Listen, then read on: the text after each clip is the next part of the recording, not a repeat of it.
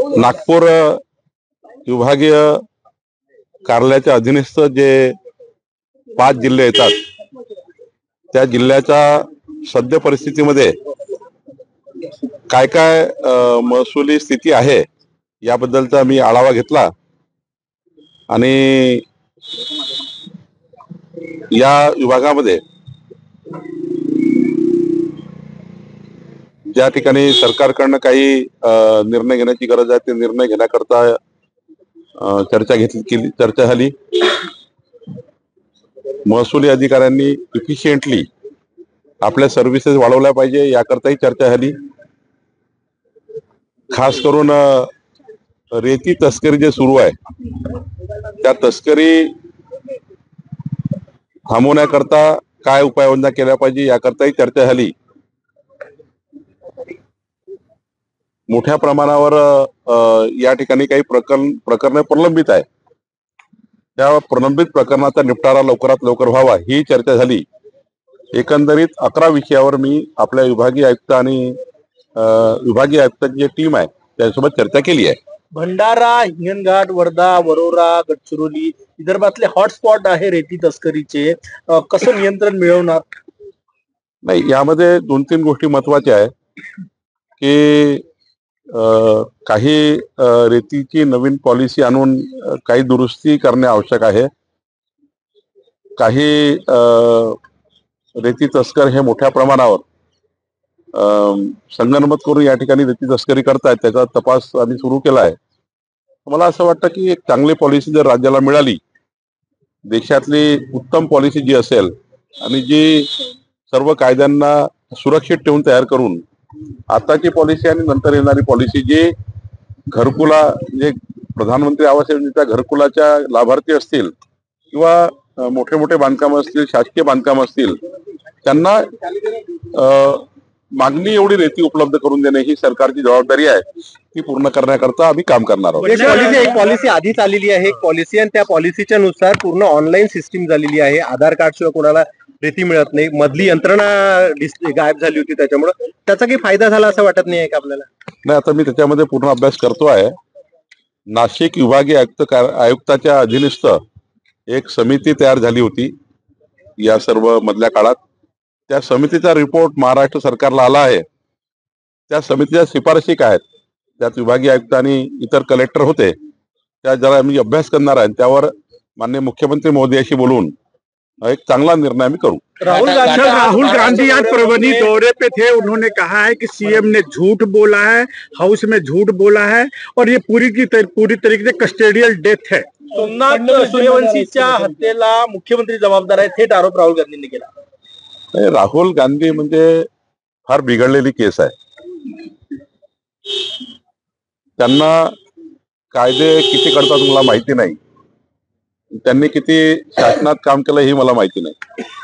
खरं तर माननीय देवेंद्रजींनी संपूर्ण वस्तुस्थिती मांडली आहे, सभागृहात मांडली, आणि हे महाराज आता तिथे राजकारण करायला आले आहे।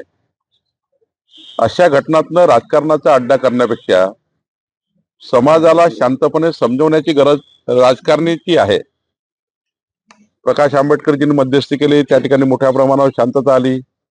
आता राहुल गांधी शांत झालेल्या समाजाला, शांत झालेल्या परिस्थितीला अशांत करण्याकरता महाराष्ट्रात आले आहे। अशा परिस्थितीमध्ये तर लोकनेत्यांनी, जो लोकनेता असतो तो अशा परिस्थितीवर राजकारण करत नाही, त्याला लोकनेता कधीच म्हणत नाही। लोकनेता ज्याला म्हणतात तो कुठल्याही पक्षाचा असो, त्यांनी मध्यस्थीची भूमिका घेऊन अशा प्रकरणातनं समाजाला शांत करणे आणि ज्यांच्या घरी घटना घडली आहे त्यांना सरकारकडनं न्याय मिळवून देण्याकरता प्रयत्न करणे वगैरे। पण राहुल गांधींनी ही केलेली नौटंकी आहे, यातनं राहुल गांधीला राजकारण करायचं आहे। पण परभणीची आणि महाराष्ट्राची जनता ही समजदार आहे, अशा घटनेचं कधीच राजकारण होऊ देणार नाही।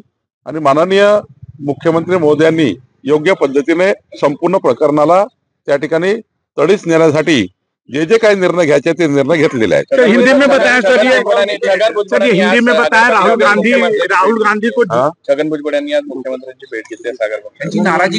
नाराजी दूर करण्यासाठी नेमकं काय केलं जाईल? मला असं वाटतं की छगन भुजबळ महायुतीचे वरिष्ठ नेते आहे आणि माननीय मुख्यमंत्री महोदय असतील, माननीय अजितदादा असतील, सर्वांशी बसून योग्य निर्णय होईल. त्यामुळं त्याबद्दल फार काळजी नको, कारण छगन भुजबळजी फार समजदार आहे, योग्य पद्धतीने महायुतीला समोर नेतील आणि राष्ट्रवादी काँग्रेस आणि अजित पवारजी बसून त्या निर्णय करतील. असं तर नाही तुमच्याकडे जागा खाली आहे मंत्रिपदाची, भुजबळजींना तुमच्याकडून घेऊन मंत्रिपद दिलं जाईल असं तर नाही होणार ना? महायुतीमध्ये कुठेही मिठाचा खडा पडेल असं कुठलंही कृत्य भारतीय जनता पार्टी करणार नाही. भारतीय जनता पार्टीकडनं असं होणार नाही. खरं तर महायुतीतल्या एखाद्या नेत्याला आपल्याकडे घेणे आणि असे राजकारण करणे हे महायुती कधीच करणार नाही. तो धंदा महाविकास आघाडी करता, आम्ही तो धंदा करणार नाही. रवी राणांनी इच्छा व्यक्त केली तुम्हाला अमरावतीचं पालकमंत्री पद मिळावं, तुम्हाला पुरेशी माहिती आहे आणि तुम्ही योग्य ते न्याय अमरावती जिल्ह्यात देऊ शकता. नागपूरकरांनी इच्छा व्यक्त केली की तुम्ही नागपूरचे पालकमंत्री व्हावं. माननीय मुख्यमंत्र्यांचे अधिकार आहेत. माननीय मुख्यमंत्री महोदय जी जबाबदारी देईल ते पार पाडण्याची माझी जबाबदारी. मी जे सांगे माननीय मुख्यमंत्री सांगतील ते करू. सर राहुल गांधी आरोप लगाया कि जो ये है उसकी हत्या के लिए फडणवीस जिम्मेदार. राहुल गांधी बहुत नौटंकीबाज व्यक्ति है, कभी शासन और प्रशासन में काम किया नहीं है, इसलिए उनको मुझे लगता है बहुत समझता नहीं है. कभी सरकार में भी आए नहीं है, अपोजिशन में काम कर रहे हैं. तो कोई भी लोक नेता होता है वो ऐसे घटनाओं की राजनीति नहीं करता. लोक नेता का स्वभाव ऐसा नहीं होता है. लोक नेता होता है कि ऐसे स्थिति में समाज को शांत करना, समाज को इस परिस्थिति से बाहर निकालना, कोई भी दंगा ना हो, कोई भी आपस में झगड़े ना हो, आपस में दो समाज ना सामने आमने आए, ये काम लोक नेता का होता है. तो राहुल गांधी लोक नेता है ही नहीं. वो समाज को बिगाड़ना चाहते हैं, समाज में दरी निर्माण करना चाहते हैं, ऐसी घटनाओं को राजनीति करना चाहते हैं. उन्होंने अगर देवेंद्र फडणवीस जी का अगर विधानसभा का जो उनका बयान सुना होता तो राहुल गांधी यहाँ नहीं पहुंचते. माननीय देवेंद्र जी ने आप तक क्या और आगे क्या सब कुछ कार्रवाई अपने विधानसभा में रखी है. तो राहुल गांधी केवल राजनीति. अगर आप ये वीडियो YouTube पर देख रहे हैं तो हमारे चैनल को सब्सक्राइब कर बेल आइकन दबाएं और Facebook पर देख रहे हैं तो हमारे पेज को लाइक करें.